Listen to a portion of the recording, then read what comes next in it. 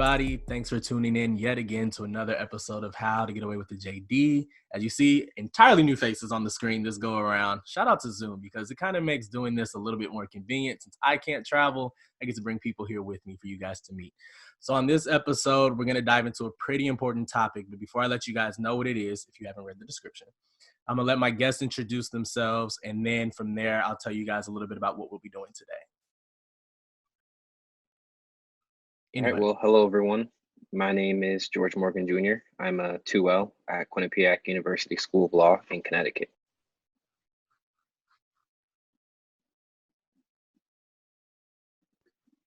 I'll go. Hello, I'm Diandra Gordon. I go to Capital University Law School in Columbus, Ohio.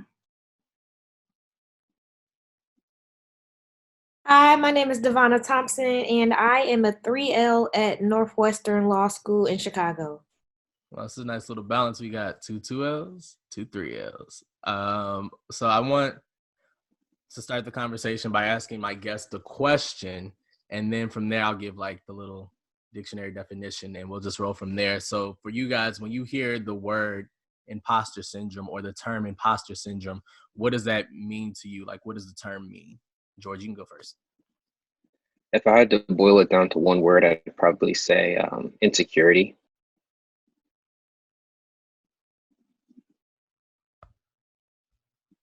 If I had to choose one word, I would say fear. Wait, does it have to be one word? Go ahead. No, what you got? I was just going to say feeling like you don't belong.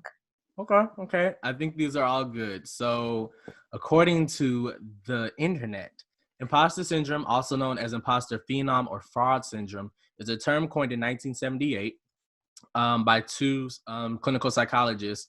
And it means individuals marked by an inability to internalize their accomplishments and a persistent fear of being exposed as a fraud. Despite external evidence of their competence, those exhibiting the syndrome remain convinced that they are frauds and do not deserve the success they have achieved. It goes on to say some other things, but I think what everybody said kind of hits to the core root of the problem with imposter syndrome. So for anybody tuning in today, we are talking about imposter syndrome and really getting in there to figure out like what it is, how it affects us, and then some ways to maybe overcome it or how you cope with it, different things like that, because it's something I think that many people will experience now if you haven't already, or moving forward once you get into practice. So I'm gonna open this up to the floor. Have you guys felt prior to law school, did you guys ever feel like any imposter syndrome during like undergrad, anything like that? If you worked and then came back, have you guys ever felt imposter syndrome? I guess I'll go first because I have a lot to say, but I'll keep it short. So I went to U of I, and I didn't really feel imposter syndrome because it was such a big school and we had so many Black people. Like the Black community was huge, and I immediately found a community of people who had similar interests and background when I started undergrad. So I never felt like I didn't belong or that I shouldn't be there. So my experience in undergrad was very different from my experience in law school. I always say that I wish I could go back to undergrad because it was so much fun. Even though it was a PWI, it didn't feel like it. It felt like we had our own HBCU within a PWI because it was so many people that you were bound to find a group of Black people who related to you on the campus. So no to answer. In short, no.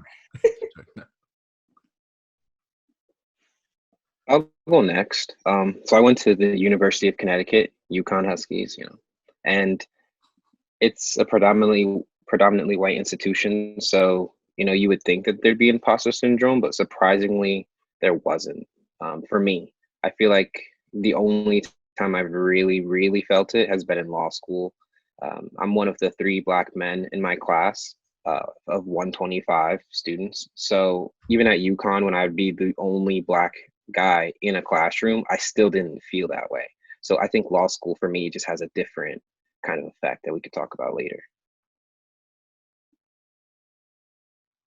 So for me, I went to HBCU for undergrad. I went to Hampton University, And then I went to the Ohio State University for my PhD, and then now I'm at Capital. And so my last two institutions have been PWIs, and that is one hell of a difference from an HBCU. And so I definitely experienced imposter syndrome at Ohio State, and currently, well, not currently in my current state, but at Capital, I have in law school definitely felt imposter syndrome for sure. I find that mad funny that for the most part, everyone in undergrad to some degree hadn't experienced imposter syndrome until they got to law school. Like I went to a PWI myself. I went to Mizzou for undergrad, Mizzou for law school. Everyone knows true tiger, true and true. Woo. But what I find funny is like it was alluded to earlier, it's a predominantly white institution, but we had like a black culture. Like I worked in the Black Culture Center. I was the only black male with my major all 4 years. So it was just me in a sea of white people. And I never felt like, I don't know, it's kind of crazy now that I think about it. I never felt like I was less than. I never really felt like I had to compete. I never felt like I didn't belong. I was just there trying to get my degree, get up out the door and keep it moving. But, and then I took 2 years off and worked. But then when I came back to law school, man, it's just different. George, you said you're like what, one of three of the black men in your class? Yeah, we started with 125 students, and we only have 2 black guys in the full-time program and then 1 in the part-time. So in my section for law school, I was alone. Ooh. As a guy. I mean, there was 1 black woman in my, 1 black female in my section. So just 2 of us. I feel that because for me, when I came in my section, it was me, 1 other black guy, and then 2 black girls. And then after the first semester, it was just me and then the 2 black girls. My homie was out, but like you all, if you've watched, you've met Trevor, and Trevor will tell you like he has he came back. So I'm glad that he continued, but like that left me alone. There's still like other black men who were in the 1L class, but I didn't interact with them the way that I would interact with Trevor because he was in my section. So I think that's something to be said. So I'm gonna open this question about law school. At what point throughout the entire journey, that can be application all the way up to 3L year, y'all are about to graduate. At what point in your law school experience or your journey did you feel imposter syndrome kick in for you? When I was taking the LSAT, before I even applied to law school, I was just like, yeah, this is hard. It's not for me. I can't afford tutoring. I can't do it. I can't go to law school. It's not for me. It's not for my people. It's just too hard. It was just like studying for the LSAT and doing those practice tests. It was just like, man, I don't think I could do it. So yeah, it started when I was studying for the LSAT for real.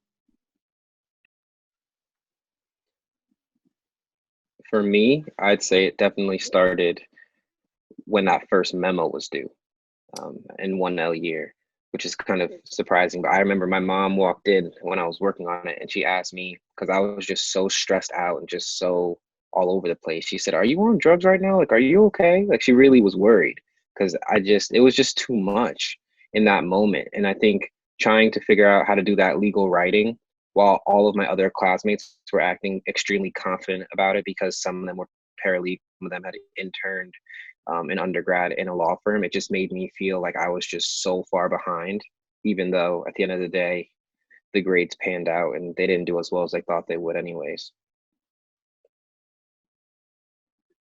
I don't remember where it kicked in for me. Especially because of my grad school experience, I kind of walked in knowing that so maybe from the beginning, I guess, I walked in knowing that it wasn't a place for students of color, especially given how many students of color were there, the fact that I saw no Black faculty. I kind of walked in like, oh, we probably aren't really welcomed here. So I didn't feel like an imposter. I was like, oh yeah, I don't belong, and that's just facts. So, but it wasn't like, it didn't take over as like I'm not going to succeed here until the end of maybe first semester, when you see those people drop off that don't come back to second semester. And then by the end of second semester, for real, you like, oh, there's even less of us. So, and then when you start talking to other students of color and you're like, oh, so this is a trend. Like this is how it goes. Like we start but don't finish. So then it's kind of like the pressure is kind of on. And then when you realize, you know, what your school does and does not do in terms of helping students of color and succeed, then it's kind of, then to me the fear kind of started creeping up. Like, okay, so can I do this? Am I supposed to be here or what? I 100% agree with that. When I first stepped in, yeah, I think this was like maybe my first or second week of 1L year, 3L, a 3L and a 2L at the time, they had told me like, hey, I just want you to know, like, this isn't set up for you to succeed. We typically underperform compared to our colleagues. And so I had like kept that in the back of my mind. But I think for me, probably the moment I would say like imposter syndrome really kicked in was during like the application process, sending in the different apps, getting accepted, rejected, waitlisted, so on and so forth. I hit all three. But for one of the schools that I got rejected from, for me to talk to like the dean who I had been in contact with the entire time, and for her to tell me that she didn't think I was worth fighting for, was something that like I kept, like it just stuck like right here. And like to this day, no matter what I do in law school, like that's something that I keep bringing up in my head, and it keeps coming and it keeps coming and it keeps coming. So when it came to like 1L writing, I'm a biochemistry major in undergrad. Legal writing, completely different from anything that I've ever had to do. So I'm just like, the hell is this? And like, I'm seeing everyone else papers coming back like, okay, you're doing well here. My paper's just red, just like, and I'm like, well, fuck, I don't think I get it. Like, what am I doing wrong? And so I think that is something that I've like clinged to, or at least like it clings to me. I don't really know what the proper term is there, but I think that's when it like really set forth to me like, hey, do you belong here? Like, are you sure this is what you want to do? But we're still here. So, so that does open up something for me, that Diandra had pointed out. I want to know, have you ever let imposter syndrome like get to you? Like, has it ever stopped you or halted you from doing something in your experience?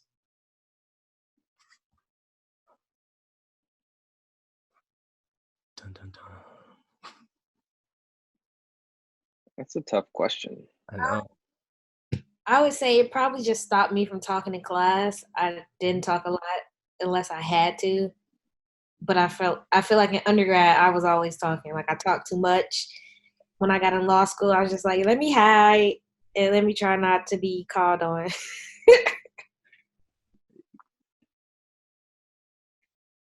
I could say there was a moment when like I had some real issues in law school after my first year. And there were some times when like I had to advocate for myself, and then I started talking to other faculty members and stuff, and I realized that they were not going to, some of them did, but some of them were not going to advocate for me. And so I found myself kind of like backing up, because I can be very I can be boisterous, like I can advocate for myself, but then after a while, like if they keep chopping at you and you like, all right, I'm gonna just sit in this little corner and just do what I need to do to get the hell up out of here. And so I can tell you for a certain amount of time, I definitely had that. I was in a room, people called in my office, I set up camp in one room. That's where you could find me, and just like put my head down and just try to get through. And so for a while, I think, yeah, there was a time where I could say, yeah, it did shut me up for a minute. And I woke up one day though. True. So I guess for me, I wouldn't say it really stopped me from doing too much. I think it really it influenced how I interacted with the other students.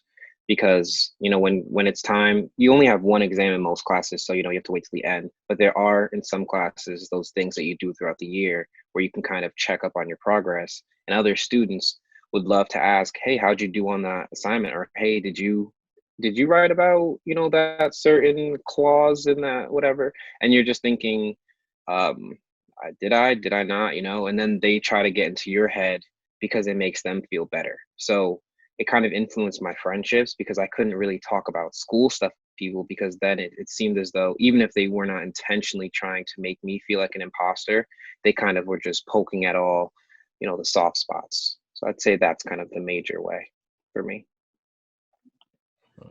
Has it ever stopped? Well, yeah, I think I also get in my own way too, so I don't really know what's what these days. But I think my 1L year, we have like competition teams like most law schools do, who outside of like BOLSA and other things go out and compete nationally. And I told myself going in like, hey, you're gonna go try out for the mock trial team. Tryouts came, like it was time to get prepared and everything. And I was watching some of the like people who were returning, who planned on returning to the team compete. And I was just watching how they did. And I was like, oh, I can't, like my cross doesn't sound like that. My opening doesn't sound like that. Why set myself up for a no? And so I told myself, all right, nope, not going to do it. Not going to go out for the team. And so I ultimately didn't do it.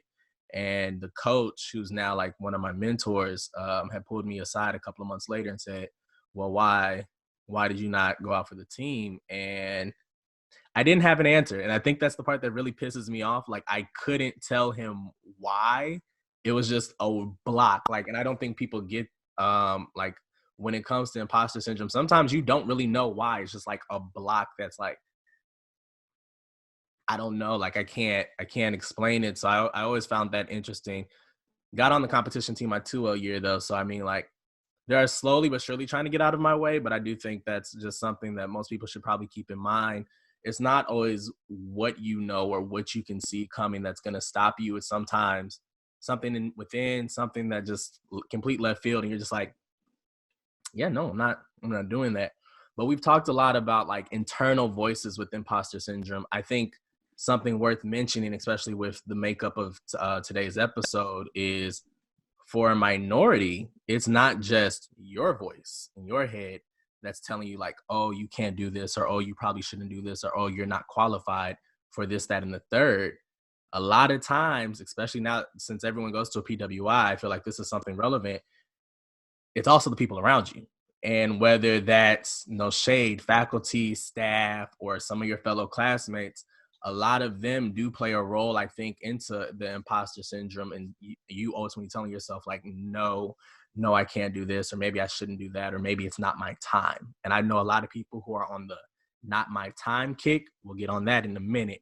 But have you guys ever felt like the pressure externally to like that has really hindered you or like played a role into some of the decisions you've made so far in your careers, law school careers?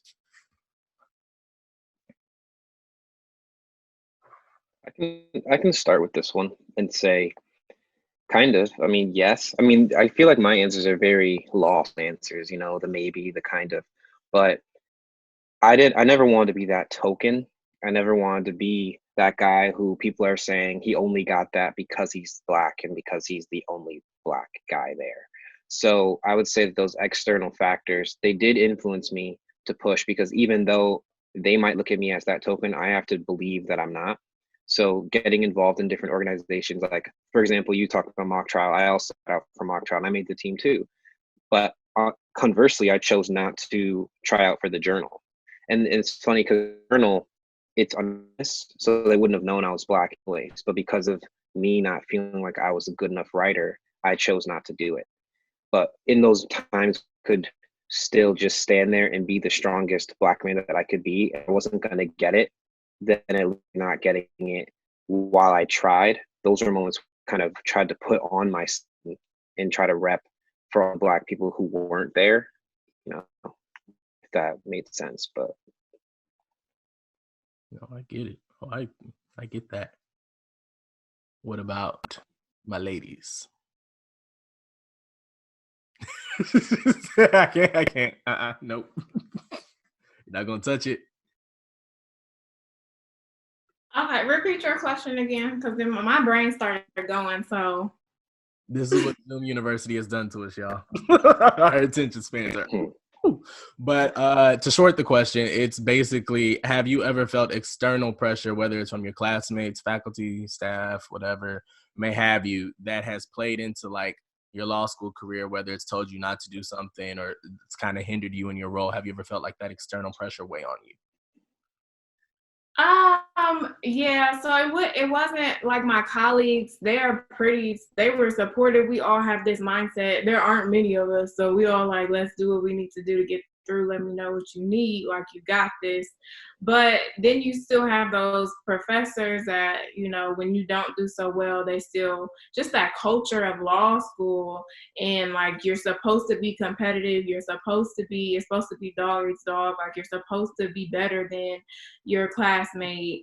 And so I do think some professors, just like, especially if you go into their office and want to talk to them about something, I can tell you there were times when I didn't want to go talk to a professor, even though I know I had a question about something. I'm like, I just don't want to go talk to them, because I don't want them to think like I wasn't reading or I wasn't doing what I was supposed to do because I don't understand this concept. It could just be very well how they explained it. So I would go look up every other resource, go talk to everybody else before going to a specific professor, depending on, their demeanor and how their perception of Black people, or maybe something they've said before that kind of alluded to the fact that I wasn't going to get the information or something. So I can see that hindering the process for me, like talking to a professor about certain topics.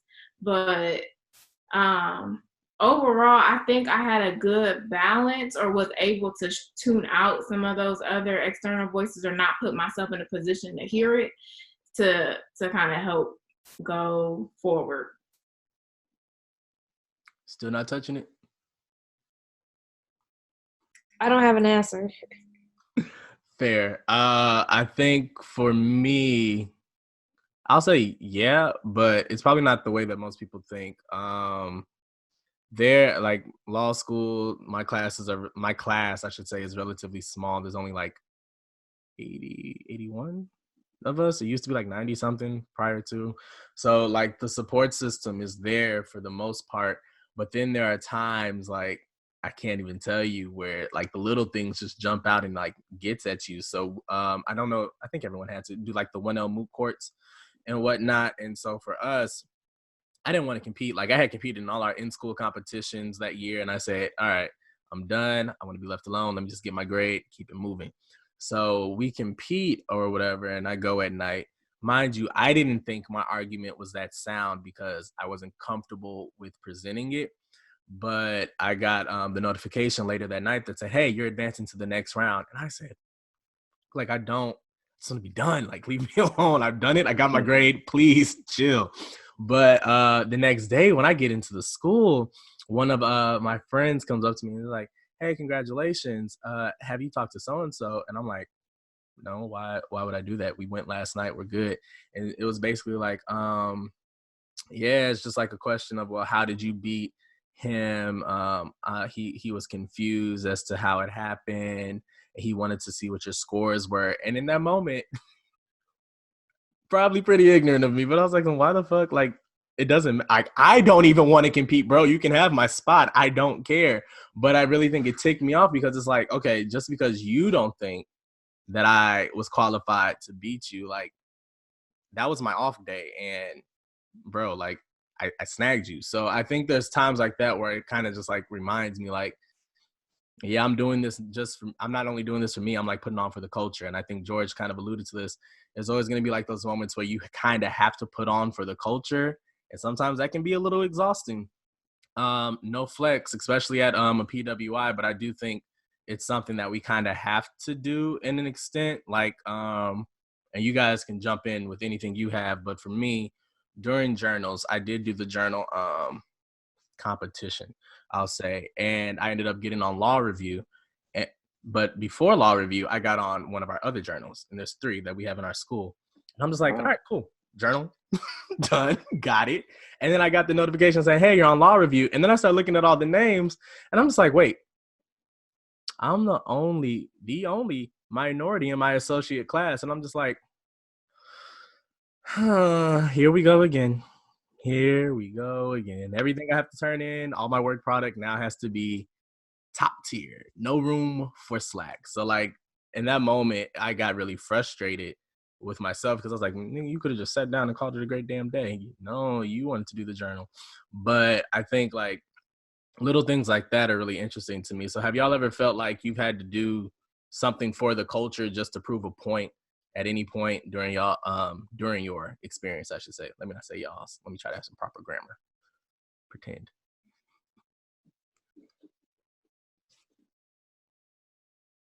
Nah, I ain't do none of that extra stuff. What? I didn't do a moot court. I didn't do a trial team. I want to do transactional. I was trying to get as far away from any litigation stuff as possible. Fair. You keep that transaction stuff. It's a no for me. It's too much. No, litigation is too much. You got that. You got it. It's yours. God bless. 7 blessings. Team lit. Well, Phelan, to answer your question and to respond to what you were saying, for me, I feel like some people live law school, like they live and breathe it, and others, we do law school because we need it to get to where we want to be. And I don't think either one is wrong. I think if they really love it, they can love it. But I kind of see it as like the Hunger Games sometimes. And it's just, that District 1 mentality where they live it and breathe it, they love it. And then there's District 12, they kind of just got to do it to get there. So, I couldn't, kind of referencing something I said earlier, I couldn't really sit there sometimes being the only Black guy in my class and not doing stuff. Because if I wasn't doing something, then everyone's looking at me wondering, why isn't he doing something? So I've been involved in the SBA. I was a senator, then I was vice president. Now I'm just, I was just elected president. I was involved in our Balsa chapter, and then I got involved on the regional level. Now I'm like the chair of the Northeast region, and we're on the national board together. So that's wavy. Mock trial, did an externship through school. Didn't do any journals or moot court. Softball, the secretary for the softball team. So I've tried to stay involved. And being involved has actually helped a lot with the imposter syndrome because I have faculty support. I do have other students supporting me from different, circles per se. And I think it really helps to have some sort of foundational support on that daily basis rather than kind of just laying low completely. But it also does apply a lot of pressure to always be performing. So I went to law school for the culture. So I didn't go to law school with the intentions of becoming a licensed attorney. I went for the tool, access, and understanding of the language to make a difference for my community. But when I got to law school, it was just different. I mean, I've heard some of the horror stories, but it's just a beast you only understand when you have to like get up in it, like up and close with it. So that was interesting. But I did not do moot court. I did not do journal. I just didn't feel like doing all that extra stuff either. Like I just didn't. I was like, y'all are stressing yourself out enough, and the process itself is stressful. And I rather live with joy as much as possible, but I do still want this law degree. So, you got to find balance for yourself. So I chose not to do that stuff. But I was and am involved in the Black Law Students Association. So I did that. Yeah. Shout out to the Midwest Balsa. But yes, I need one of those. I want one too. I need one of those. That don't say Midwest though. It's okay. I like it. It's a dope sweatshirt. I like it. So I believe in, like, I'm still an advocate for diversity at the law school. Was talking to the dean, talking to administration. So I've kind of known to be that voice for the culture. And I'm like, for me, I mean, that's kind of where I think I fit. That's my purpose. For that standard is just to be that voice and that advocate. Like, I mean, you can be an advocate wherever you are, but I just choose not to do the whole super stressful part. To me, the bigger system is somewhere where I wanted to be a part of. And so that's where I do it for the culture. But for me, all this is for the culture. But I can say that part of that pressure, like I don't know if I would have quit if I didn't know, like, I have my whole community on my back, like they're rooting for me or, waiting for me to go. I can't say that I would not have kept going in this process because it's hard to fail, but yeah, I think all of that I do, all of this is for the culture for me. I'm only doing this to advocate for my community and my culture. So yeah, I guess. We love to see it. We love a good advocate. Just touches your soul a little differently. But I mean, y'all bring up really good points about some of the stuff that's just like further external stress. Like, no cap, every episode I say this, and I'm pretty sure at some point somebody's going to come from my head. Journal is it is a lot. And I mean, honestly, I say this all the time. If you don't want to do journal, you don't have to do journal. Like, weigh your options. And I think I said this maybe an episode or two ago. Weigh your options, because journal is not for everybody, and not everybody needs journal to do or go where they want to go. So that's always going to be my bottom line advocacy for that. In terms of mock or moot, if you want to go big law, make sure y'all check out the episode on big law. But if y'all want to go big law, then maybe one of the other, but mostly moot technically. But even then, I still...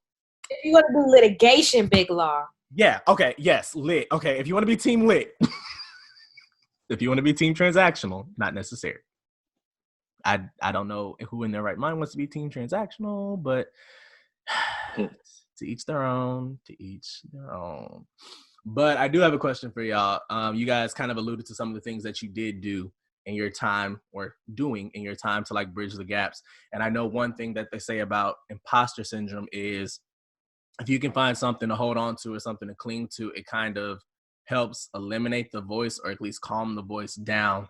So what is something that you all feel like you've either joined or started doing to calm yourself when it comes to imposter syndrome? I think joining, what's it called? The group.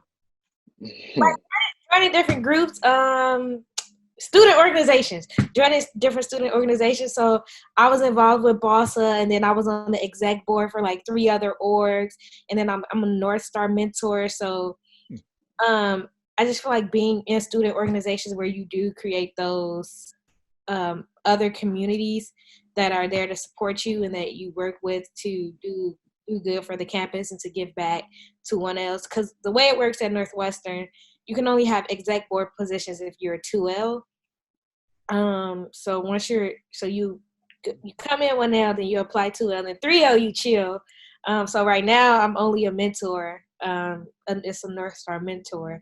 But like, for example, one of the organizations last year I was on the exec board for is called Street Law. And I'm from the south side of Chicago. And what Street Law does is that we literally go to schools on the south side, north side, west side of Chicago, and underprivileged neighborhoods, and we teach lessons on the law to high school students. And that was very meaningful for me. So I was involved in that all 3 years. And like, that was one of the best things I did through law school. I'm like, Northwestern gave me the opportunity to do this, no matter how much I hated being at school. I looked forward to getting with my teammates to go teach those kids in high school. So that was something that was really fun.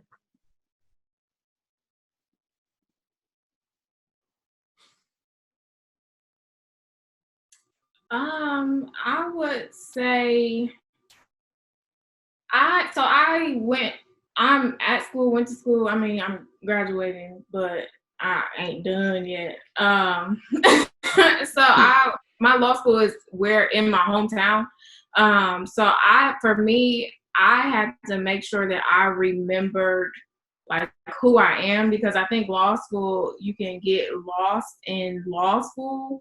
And so for me, I had to make sure that I was still doing things that brought me joy, or still giving back to my community outside of the law school, just to kind of keep me grounded. And so that was something that I did outside of the law school. It's just like maintaining a sense of self. So like that pressure of law school, you don't let it like overtake you, because it's very easy. And I think law school is kind of set up for that.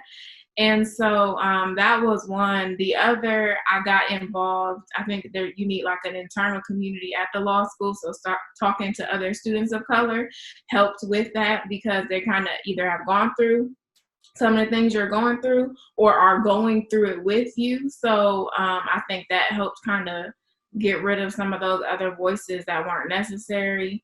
And then I pray a lot. I talk to the Lord all the time. Jesus Christ is my Lord and Savior. Bless the Lord. And so making sure I stay connected to my word, or however often I needed to do that, just to kind of help me stay centered, and then to make sure that I knew that I was purposed to be in law school, and that no matter how hard it got, that even if my path was not to succeed in law school, whatever purpose that I had at that moment was for me, and that the whole process and all of it was going to work towards my good or whatever it was.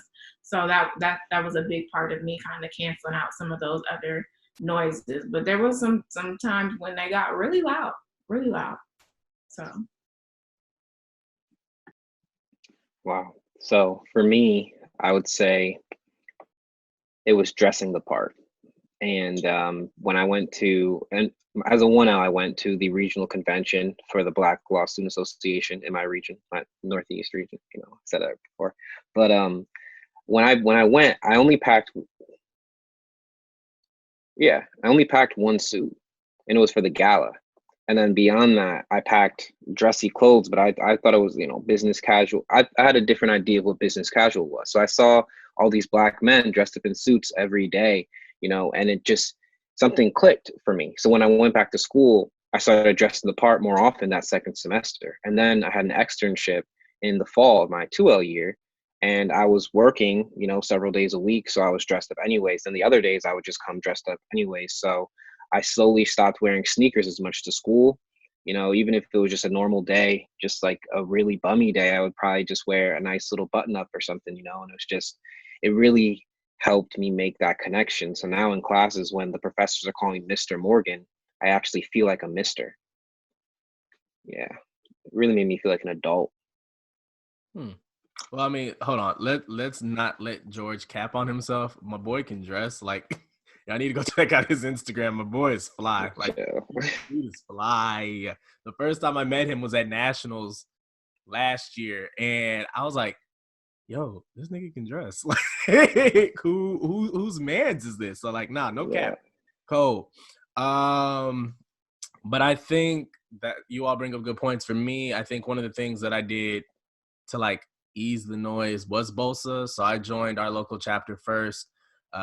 General body member. I didn't get to go to regionals because I want to say something was due around that time that took a little bit more of importance in my 1L year.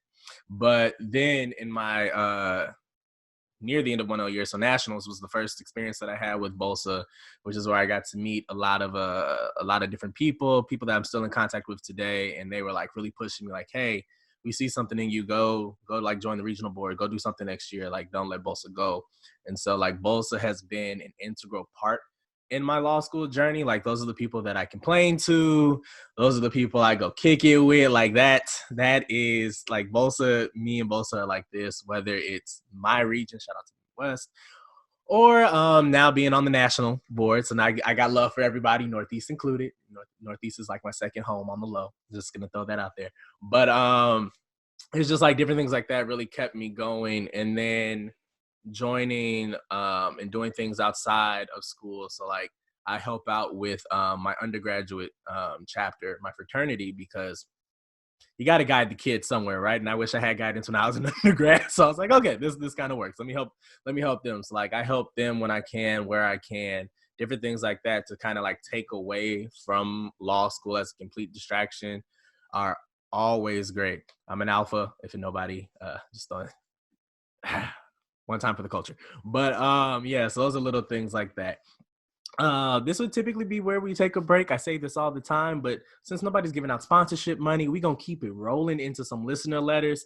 I did my best. Like I have been through this email back and forth to find some letters that are relative to today's topic instead of just all over the place. So I found a couple that I kind of liked, and we can go through and talk about them or answer some of their questions. The first one basically asks, well, this is as a Black man, but I'm going to open it up to as a minority. So as a minority in law school, what is one thing that you wish you would have either done differently or proud of yourself for doing during your journey that keeps you sane? Ooh. I would have done the first semester of 1L differently. So I'm straight through from undergrad. So I still had that undergrad mentality when I was 1L. And I was like, I did this in undergrad. Like, I can multitask. I always got 4.0s in undergrad. I'll be fine. Law school can't be that different. It can't be that hard. And, like, I was doing dumb stuff for my 1L year. I'm not even going to lie. I was tweaking. So if I could do something differently, it would definitely be the first semester of 1L. And it's a couple of classes that I took as electives that I would not take if I could redo it.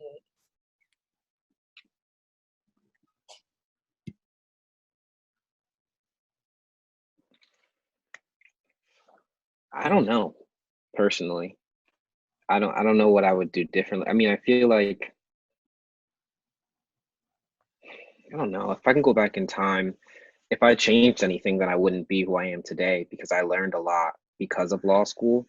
So I do agree with that first semester, knowing, for me, I started outlining pretty late, which I guess, supposedly a lot of people do. Doesn't matter though. No, I started late. So maybe if I had started a little earlier, that could have helped. And I could have, or maybe even when upperclassmen gave me their outlines, maybe I could have studied the outlines during the semester instead of thinking I would study it at the end. But I think maybe I would just be a little more careful with other students at school because everyone has their own agenda. And, just like an undergrad, everyone's so quick as a freshman to be buddy, buddy, we're all family, everything's cool. But people don't always stick to that mentality after, December ends. So I think I would have been a little more cautious of that, but no regrets so far.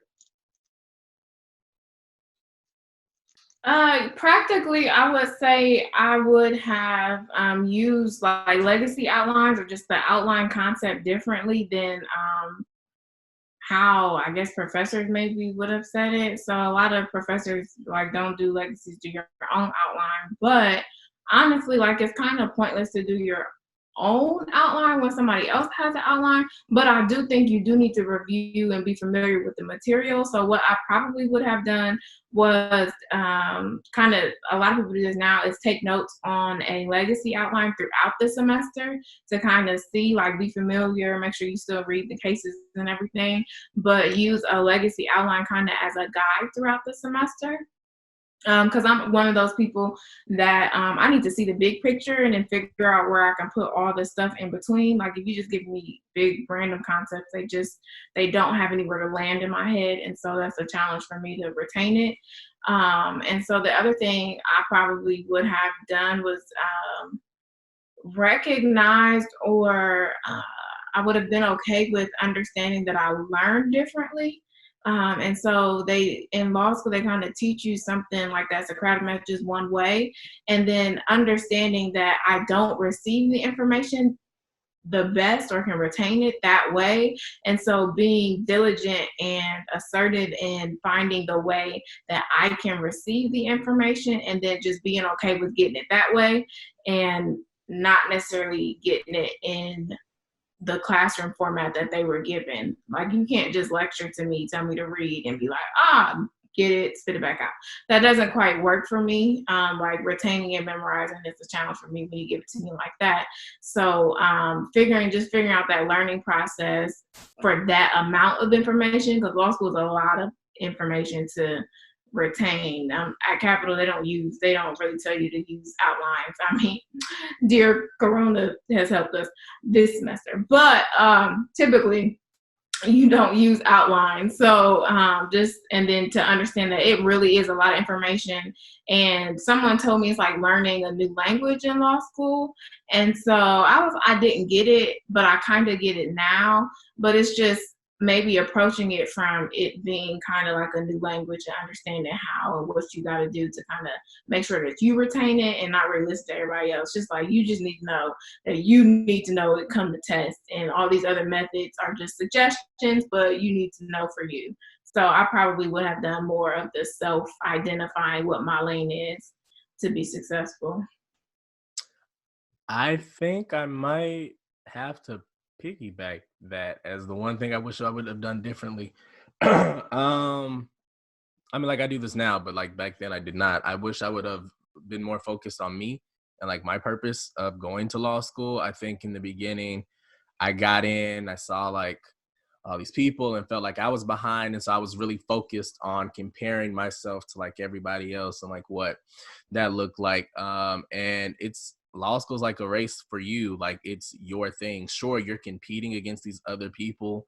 But the trick is if you're not focused on you and you're not focused on like why you came to do what you're doing or like why you're in the position that you're in, I don't think that you'll truly be successful because you're always going to be comparing yourself, which is always distracting, which means you're not really focused. And then that's how you underperform. So I think that's something that I picked up on within my 1L year. I couldn't tell you exactly when in my 1L year, but like now that's something I'm really cognizant of. Like I'm in class, even with Zoom, and I'm like listening to people's arguments. I'm like, wow, I didn't think about that. Okay, I didn't think about that. Now I know. So I've stopped the whole comparison aspect in terms of what that looks like. But then also, I think something else I probably would have done a little bit differently is use more of my resources. My 1L year, especially with my professors, like there's some professors I felt comfortable with going to their office hours because they made it feel comfortable for me in the classroom. Can't say the same for everybody else. So like for the people who I didn't feel comfortable with, I didn't want to like bother them. And I always felt like I was bothering somebody if I asked a question, and I had to stop thinking about it as bothering. This is their full-time job. Like this is what they get paid to do is write, teach, and help students. So like it's not bothering them when you go to ask these questions. It's really trying to better yourself. So I think that's something I would really do differently. Let me see here. What's another letter? Okay, this is a good one. If you if you could tell yourself one thing, so Deandra and Devonna, this would be this would be 3L talking to 1LU, and then George, this would be 2L us talking to 1L us.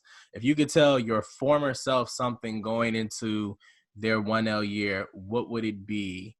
And do you think do you think you would receive it? I love my listeners. Thank you all for these letters. I love this. Yeah, that's a good question. I'm gonna think on that though. So, George, you got this? George also is like, I don't know.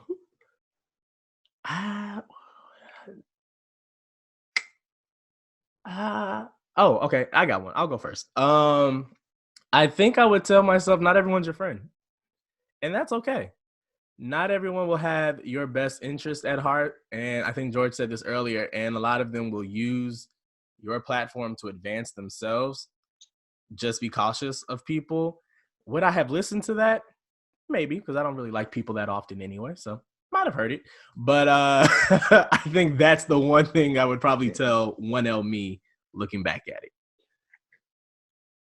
I would probably tell myself, looking back, I would say that you probably will suffer as a 1L, but you just have to get through it, cut off all distractions as a 1L, because that is like the most important year. So yeah, I would tell myself that. So I would probably tell myself to go out a little more and to have a little more fun, because I feel like I didn't, you know, I went to law school right after college as well. So I didn't really take as much time to live life in other ways. So I could have spent a little more time in law school, since this is the first half of my 20s, doing more of those first half of my 20s things instead of, kind of locking myself away in the law firm before I'm even in the law firm. And I think I would have listened. I hope. I would say that law school does take a lot of time. I think that's something I didn't quite understand, and that it's okay to rearrange your life so that law school, that time block is at the top, and then there is a way to balance law school and sanity and things that bring you peace. You just have to be intentional about scheduling that time and being disciplined with that time. So yeah, I think that's what I would tell myself. Would I receive it? I think if I said it to myself in the right way, then yeah. Because I heard some of things along those lines when I was a one now, but they ain't say it right. So so now I know how to say it to myself, so I understand what they were trying to say to me then. True. I'm now just thinking about this. Shout out to y'all for going straight through. Like I don't know if I could do it. I don't know if I have it in me to have went from undergrad straight to law school and be, but I guess technically I would have been done by now if I did it. So damn. Yeah, I said I would have went to law school first, like, because I did grad school, then law school. I would have went to law school before grad school because this law school way of thinking in life, my brain was better then than now to memorize all this stuff. I'm like, let's just talk about it. Why do we need to memorize it all when it's on the paper? Let's just talk about it. So then, it would have been better for me, but who knows? Life happens how it does. I'll get one of them. I knew I wanted to be a lawyer and nothing else. So I feel like it was no point of taking time off because, like, what am I going to do? That's fair. I knew I wanted to go to law school too. That's why I was like, I think I just did it ass backwards. I should have done it the other way. Well, you did a lot though. No, yeah, you did. The fact that you have a PhD, that's And your what? Your MA? MS. MS. MS. And almost JD. Like, it's crazy. Degree, clouded, bags. That is good. It's a blessing. What I'm gonna do with all these degrees, only God knows right now. But God is good. Get paid. That is the plan. That is the plan. We're definitely going $signs, zeros. Period. But thank you all for sending in your letters. If you guys would like to send any more letters in, remember there is one more episode. I think my mind is all over one more episode. One more episode of the podcast after this. So make sure you guys send them to alexanderthegreatpod@gmail.com. Once again, alexanderthegreatpod@gmail.com. And we appreciate your letters. Now we are nearing the end of our time together. And so I just have a few more questions for my guest and then we're going to wrap. So my one question is, can you guys think of any coping mechanisms for imposter syndrome that you think somebody could benefit from when they're dealing with it, if they haven't dealt with it before? Do you guys have any tips and tricks to cope with imposter syndrome?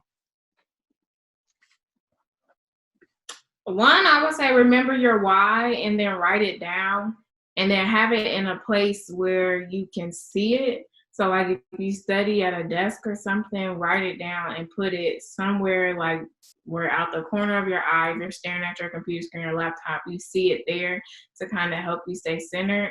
And then I don't know if you like quotes or Bible verses or something that kind of remind you of like who you are, who you were created to be, your purpose, and something positive. I would definitely write those down and then stick them in little places. So like I have certain things like written on Post-its, and they'll be like, if I open up my laptop, it'll like be right there on the like next to the trackpad or something like that. Or I used to have a phone case that was transparent on the back. And so I would have it like in my phone case, and every once in a while my phone would be facing down and I would see it. But just little things in places like that. So sometimes you get a reminder, kind of counteract and balance those other voices that tell you that you're not enough or that you should be in fear or just something like that. But just being intentional about creating that space and that space for that other voice to have room that counteracts the other imposter syndrome voice. My advice, from three different angles. The first angle would be for those who like Dragon Ball Z, think of yourself as a Saiyan. For those who like Harry Potter, think of yourself as a Phoenix. And for those who are religious, think of Resurrection Sunday. You have to take the obstacles and allow them to hit you as hard as they can. So even if you're afraid of them, you just have to hit them as hard as you can. And then after you survive it, you'll be stronger because of it. So I think for me personally, the imposter syndrome came from the fact that I didn't really want to have to deal with certain obstacles. I didn't think I could. But when I put myself in that position, whether I succeeded or failed, it didn't really matter. Because if I failed, I knew what I had to do next time. And if I succeeded, then I knew that I was always capable of it. So I think believing in yourself is so important, and believe in your ability to bounce back even if you fail as well. I don't really have a good answer for that because I don't know if I ever dealt with it. And still to this day, I'm still like, wow, did I really go to Northwestern Law School? Was I really like there competing with these people who, man, I don't know. Yeah, I don't know. I agree with the previous two answers. True. I don't know if I have anything outside of what you two have already said. I really appreciate the Saiyan metaphor. So that sticks home for me. I will now be Super Saiyan Blue for the rest of my law school career. Shout out to Dragon Ball Z. So yeah, my last question for my guest, I always end the pod by asking, what is your one biggest piece of advice for a pre-law student? And then what is your biggest piece of advice for a current law student? I would say for pre-law, I would say focus on your grades because that's important when going to law school. But I would also say start saving money so you can be prepared to take the LSAT, so you can get a tutor or a good prep class.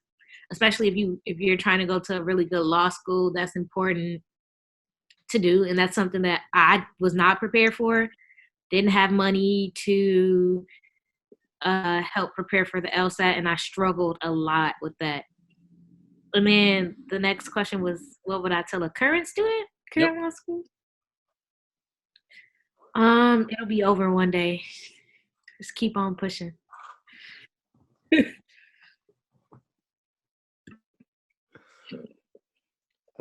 So what I would tell a pre-law student is two things, I guess. One, definitely try your best in building your portfolio, building your resume, building yourself up so you can sell yourself.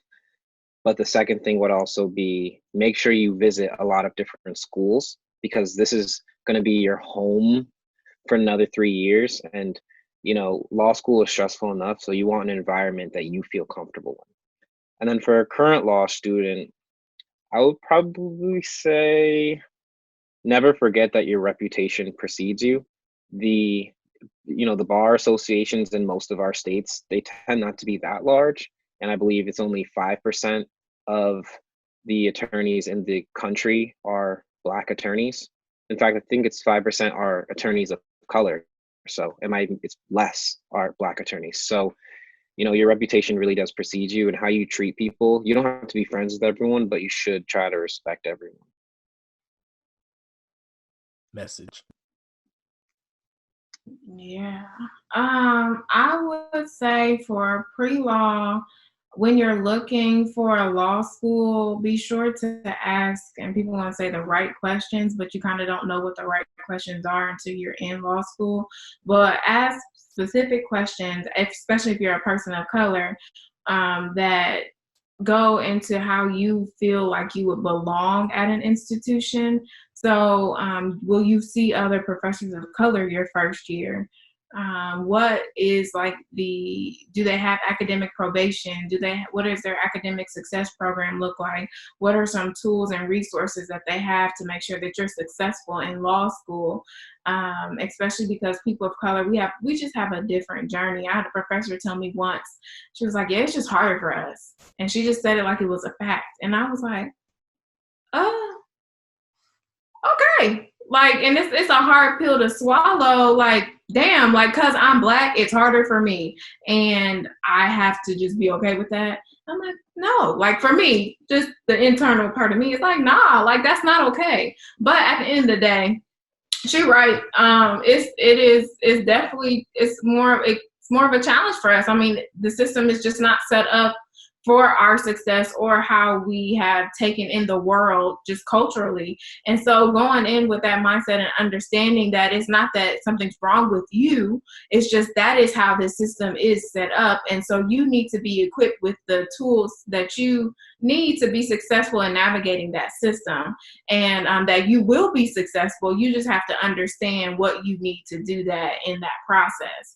And so asking those right questions to make sure that that institution has those tools set up so that you are successful in the process, for sure, I would ask as a pre-law student. And then again, like, do they have academic probation or something like that if your school, or what the GPA cutoff is, just stuff like that. Some of those specific details, because that makes a big difference for the journey. And then as a pre-law student, I would definitely make sure that you talk to current students of color that are there, and not the ones that signed up to give you the tour. The ones that you see walking past you or something, just stop them and ask for some information, because sometimes they may have different stories and perspectives depending on their role with the institution. And then a current law student, you got this. If you got in the door, you can get out the other side of the door with the degree. Just keep navigating through it. Just keep swimming. Keep swimming. Just keep swimming. Come up for air if you need to breathe, but keep swimming. True. Well, I like to thank my guests for stopping through the podcast. I think you guys have caught a lot of gems. So make sure you guys take a lot of that into effect. Like, imposter syndrome is an ongoing thing. There's really no treatment, no cure for it. It's just about you and your mindset. So make sure you guys keep that in mind. Like, a winner's mindset will take you a long way, and you'll lose sometimes, and that's okay. It's okay to lose. It's about how you bounce back from those losses that really defines you in the rest of your career. So don't let something so small be the thing that blocks you from your true blessing later on down the road. So I'd like to thank all of my guests for coming through to Get Away with the JD. Make sure you guys subscribe. If you're watching on YouTube, subscribe, like, and comment. If you are streaming on Apple, Spotify, or wherever you get your podcast, make sure you rate, comment, and subscribe to How to Get Away with the JD. We'll see you guys for the final episode of season 1 next week.